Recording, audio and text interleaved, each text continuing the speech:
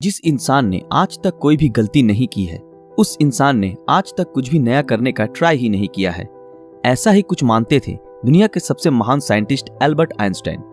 14 मार्च 1879 Germany के उल्म शहर में एक यहूदी परिवार में पैदा हुए थे सर एल्बर्ट आइंस्टाइन। उनके पैदा होने के बाद डॉक्टर्स ने नोटिस किया कि उनका सर नॉर्मल बच्चों के मुकाबले काफी बड़ा था और वो एक एबनॉर्मल बच्चे के रूप में जन्मे थे। इसके बावजूद भी उनका दिमाग इतना तेज था कि आज तक कोई भी उनका मुकाबला नहीं कर पाया।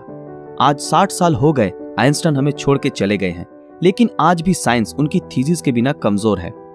तो यही वजह है कि हर कोई उनके दिमाग के बारे में जानना चाहता है कि आखिर उनके ब्रेन में ऐसा क्या था जो कि उन्हें इस मुकाम तक लेकर आया कि आज उन्हें दुनिया भर में ग्रेटेस्ट साइंटिस्ट के नाम से जाना जाता है। क्या उनके ब्रेन में कोई सुपरनैचुरल पार्ट्स थी? तो आज हम इस वीडियो में इसी विषय के ऊपर चर्चा करेंगे। दरअसल जब एल्बर्ट आइंस्टाइन का जन्म हुआ था तब उनका सर किसी भी नॉर्मल बच्चे से ज्यादा बड़ा था। नॉर्मली बच्चे 1 या 2 साल की उम्र में बात करना सीख जाते हैं, लेकिन आइंस्टाइन 4 साल की उम्र तक बिल्कुल भी बात नहीं कर पाते थे। मगर एक दिन जब वो अपने माता पिता के साथ रात के खाने पर बैठे थे तो अचानक आइंस्टाइन ने कहा, सूप बहुत ही गर्म है। अपने बेटे को इस तरह एकदम साफ बोलता सुन उनके पेरेंट्स हैरान हो गए और खुश भी हुए। लेकिन बाद में जब उनसे पूछा गया कि अब तक तुम क्यों कुछ नहीं बोलते थे, तो आइंस्टाइन ने अजीब से जवाब दिया कि अब तक तो सब कुछ सही था। आइंस्टाइन के जीवन से जुड़े अजीबोगरीब किस्से यही नहीं रुके, बल्कि उनके बड़े होने पर भी उनकी कई ऐसी आदतें थी जिनके बारे में सुनकर हर कोई हैरान रह जाता है। जैसे कि एल्बर्ट आइंस्टाइन को डेट्स और फोन नंबर याद रखने में प्रॉब्लम होती थी, यहाँ तक कि उन्हें खुद का टेलीफोन नंबर भी याद नहीं रहता था।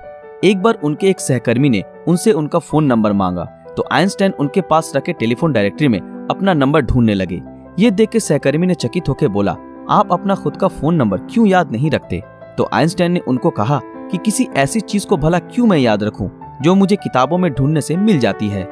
आइंस्टाइन कभी भी जूतों के अंदर मोजे नहीं पहनते थे, क्योंकि उनकी टांगों की उंगलियां इतनी बड़ी थी कि बचपन में हमेशा टांगों की उंगलियों की वजह से मोजे में छेद हो जाते थे। इसलिए उन्होंने मोजा पहनना ही छोड़ दिया। यहाँ तक कि वो अपने जूतों के फीते भी दूसरों से बंधवाते थे, क्योंकि उन्हें जूते के फीते बांधना भी नहीं आता था। दोस्तों, आइंस्टाइन हमेशा कहते थे कि मेरे अंदर कोई खास चीज नहीं है, पर मैं तो केवल एक ऐसा इंसान हूँ जिसमें क्यूरियोसिटी कूट कूट कर भरी हुई है। लेकिन आपको ये जानकर हैरानी होगी कि आइंस्टाइन हमेशा से इतने बुद्धिमान नहीं थे, बल्कि वो बचपन में पढ़ाई में बहुत ही कमजोर थे। इसलिए बचपन में उनकी गिनती बेवकूफ बच्चों में की जाती थी। उनकी कुछ हरकतों की वजह से उन्हें कुछ लोगों ने तो शारीरिक रूप से विकलांग कहना भी शुरू कर दिया था। खास करके आइंस्टाइन के टीचर भी उन्हें पसंद नहीं करते थे, क्योंकि वो सिर्फ साइंस और मैथ के अलावा हर सब्जेक्ट्स में फेल होते थे और बचपन से ही आइंस्टाइन को किताबी ज्ञान में कोई रुचि नहीं थी। हालांकि इसके बावजूद भी उन्होंने दुनिया के सामने साइंस की कई ऐसी थीसिस पेश की जिसके बिना आज भी साइंस कमजोर है, और यही वजह है कि उनका दिमाग आज भी चर्चा का विषय बना हुआ है।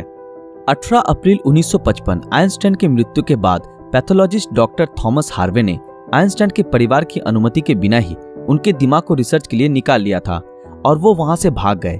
इस हरकत के लिए डॉक्टर हार्वे को नौकरी से निकाल दिया गया, लेकिन उन्होंने कहा कि ऐसा उन्होंने सिर्फ रिसर्च के लिए ही किया है और वो वादा करते हैं कि वो आइंस्टाइन के दिमाग पर रिसर्च जरूर करेंगे ताकि आने वाले समय में इससे साइंस और साइंटिस्ट दोनों को ही कुछ फायदा हो सके। लेकिन रिसर्च के लिए परमिशन न मिलने के कारण डॉक्टर हार्वे ने आइंस्टाइन के दिमाग को एक जार के अंदर बेसमेंट में कैद रखा। बाद में आइंस्टाइन के बेटे हैंस एल्बर्ट आइंस्टाइन की अनुमति के बाद डॉक्टर हार्वे ने आइंस्टाइन के दिमाग पर रिसर्च करना शुरू किया।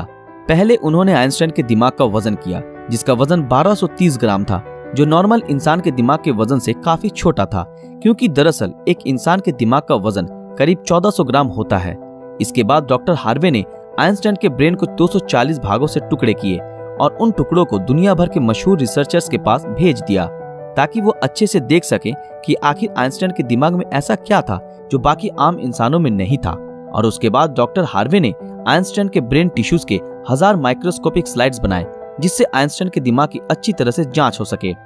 रिसर्च के दौरान ये पाया गया कि आइंस्टाइन के ब्रेन में आम इंसानों से ज्यादा सेल्स थी।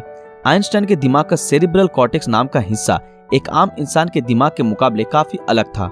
दरअसल ये सेरिब्रल कॉर्टेक्स दिमाग का एक जरूरी हिस्सा होता है जो सबसे जटिल दिमागी प्रोसेस के लिए मेन फैक्टर होता है, और यही ऐसा हिस्सा होता है जो अजीबोगरीब तरीकों से विकसित होता है। और साइंटिस्टों का मानना है कि यही वजह थी कि उनका दिमाग बहुत ही असाधारण सोचता था। जब साइंटिस्टों ने आइंस्टाइन के ब्रेन को फर्दर एग्जामिन करना शुरू किया तो वो बिल्कुल हैरान रह गए कि उनके ब्रेन में रिंकल पैरिएटल ओपेरिकुलम मिसिंग है, जिसके कारण उनके ब्रेन की पैरिएटल लोब का साइज नॉर्मल ब्रेन से 20% ज्यादा बड़ा था। साइंटिस्टों का कहना है कि यही वजह है कि आइंस्टाइन की मैथमेटिकल स्किल और चीजों को इमेजिन करने की पावर नॉर्मल ब्रेन से ज्यादा थी और उनके दिमाग में न्यूरॉन्स की डेंसिटी 17% ज्यादा थी, जिस वजह से आइंस्टाइन को ज्यादा ब्रेन पार्ट मिलती थी। साइंटिस्ट के मुताबिक इसी वजह से आइंस्टाइन का कंसंट्रेशन और दूरदर्शिता औरों से कई ज्यादा था। साइंटिस्ट कहते हैं कि आइंस्टाइन के ब्रेन में ज्यादा फोल्ड थी, जो उनकी इंटेलिजेंसी का और एक कारण था। आइंस्टाइन का दिमाग 46 टुकड़े के रूप में अमेरिका के फिलाडेल्फिया शहर के मटर म्यूजियम में प्रिजर्व किया गया है। दोस्तों, आज साइंस ने कितनी तरक्की कर ली है, लेकिन इसके बावजूद आज भी आइंस्टाइन के दिमाग और इंटेलिजेंसी एक पहेली बनी हुई है। लेकिन साइंटिस्टों को आशा है कि फ्यूचर में किसी बेहतरीन टेक्निक के जरिए आइंस्टाइन के दिमाग को और भी बेहतर तरीके से जानने में कामयाबी हासिल होगी। डॉक्टर थॉमस ने आइंस्टाइन के दिमाग के साथ जो कुछ भी किया, क्या वो सही था या गलत? इस बारे में आपकी राय हमें कमेंट में जरूर बताएं। दोस्तों, आज के लिए बस इतना ही। आशा करते हैं आप लोगों को ये वीडियो पसंद आया होगा। तो फिर मिलेंगे अगले वीडियो में ऐसे ही किसी मजेदार विषय के साथ। अगर आप ऐसे ही और वीडियो देखना चाहते हो तो हमारे इस चैनल को सब्सक्राइब करके बेल आइकन ऑन कर दें, ताकि जब भी कोई नया वीडियो आए आप तक नोटिफिकेशन पहुंच जाए। अगर ये वीडियो आप लोगों को अच्छा लगा तो इस वीडियो को लाइक, कमेंट और ज्यादा से ज्यादा शेयर जरूर करें। तो मिलते हैं आपके साथ अगले वीडियो में, तब तक के लिए शुक्रिया।